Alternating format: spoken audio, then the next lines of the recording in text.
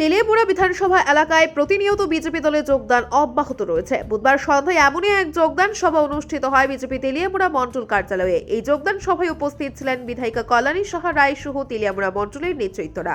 এদিন 5 পরিবারের 26 জন ভোটার ভারতীয় জনতা পার্টিতে যোগদান করেন। তাদের হাতে দলীয় পতাকা তুলে দিয়ে ভারতীয় জনতা পার্টিতে স্বাগত জানান বিধায়িকা সহ অন্যান্য নেতৃত্বরা।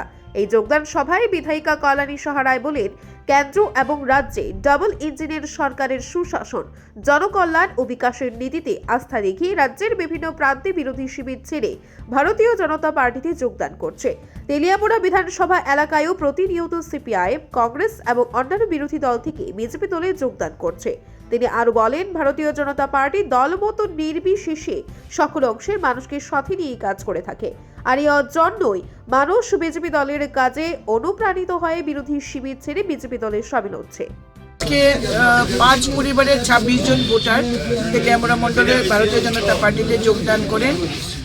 তারা বিভিন্ন রাজনৈতিক দল, বিশেষ করে সিপিএম পার্টি থেকে, সিপিএম, কংগ্রেস এবং তৃণমূল থেকে তারা আজকে ভারতীয় জনতা পার্টিতে সামিল হন।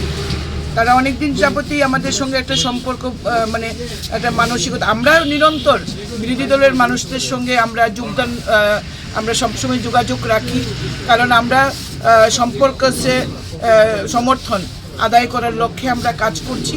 তো আমাদের এই আবেদনে সাড়া দিয়ে তারা আজকে আমাদের সঙ্গে যোগদান করছেন। প্রত্যেকেই যুবক এবং তাদের পরিবারের সমর্থন নিয়েই তারা আমাদের সাথে যোগদান করেছেন। আমরা তাদেরকে দলে স্বাগত জানিয়েছি এবং তাদেরকে পাশে নিয়ে আমরা আগামী দিনে কাজ করব এবং দেশের প্রধানমন্ত্রী নরেন্দ্র মোদীকে আবারও লোকসভায় আমরা বিরাট ব্যবধানে আমরা জিতিয়ে ত্রিপুরা থেকে 2টি পদ্মফুল আমরা মোদীজিকে উপহার দেব। এটাই আমাদের লক্ষ্য।